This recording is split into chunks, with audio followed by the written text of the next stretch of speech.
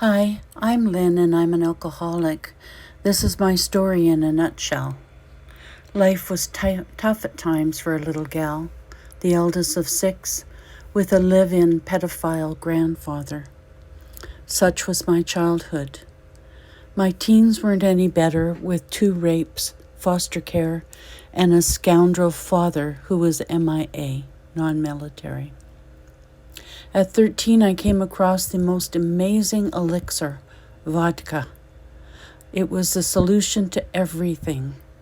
I just wanted to numb the emotional pain and mental turmoil my life had become.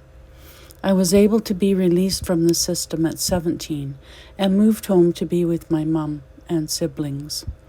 I was drinking and dating a lot. I met my first husband at 18 and we were married 6 weeks later. The following day, we were on our way to Fairbanks, Alaska, on tour for several months. I got pregnant right away and lost him 4.5 months later. I was pregnant again a few months later and lost my little boy at 4.5 months gestation. Finally, I was able to deliver a full-term boy, and he was the light of my life, still is. I endured 2 more miscarriages, both boys. I was diagnosed with endometrial cancer, but we wanted to try for a girl. We had our daughter, and I nursed her for 5 months before I had a complete hysterectomy and underwent chemo for 10 months. My life was tumultuous, to say the least. 21, horrifying abuse, devastating losses, mother of 2, singing career over before it began. I hit bottom, and then I found Alcoholics Anonymous at age 26. My life has never been the same. I drank to escape pain, to numb, to black out. I was never a party girl. I didn't know how to have fun. I didn't think I was worthy of it. I didn't think I was worth anything. AA showed me differently. I had a tremendous sponsor who taught me so much those first few months. She put me on my knees and taught me how to do the steps. Unfortunately, she went back drinking and she died.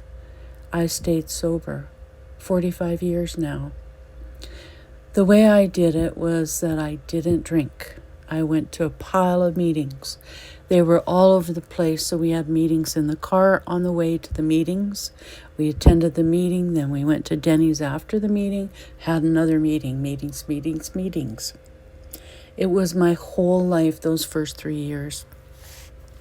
I went to over 100 roundups, rallies, and assemblies that first year, and it was amazing how many people I was getting to know. I did the steps over and over again, 4-step series back to back. I wanted it pounded into my head so I wouldn't forget, so I wouldn't go back. I got another sponsor and we spoke or saw each other every day for years. I immersed myself in the beautiful, simple program, and I've reaped the benefits. I found a higher power that I choose to call love. I've developed a good working relationship with it. If I'm stuck, I ask myself, what would love do? I reach out throughout the day and say please and thank you. I appreciate everything that comes my way. My children have grown up to be lovely people. I've lived to get to know my grandchildren. I was present at all of their births.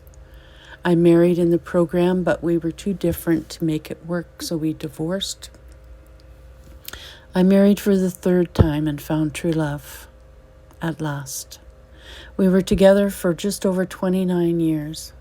I was able to help him fight the good fight for 8 years before he passed from cancer 6 years ago.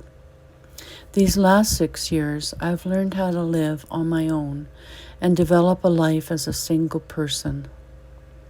I've become a writer of fiction, romantic suspense series. I'm a poet.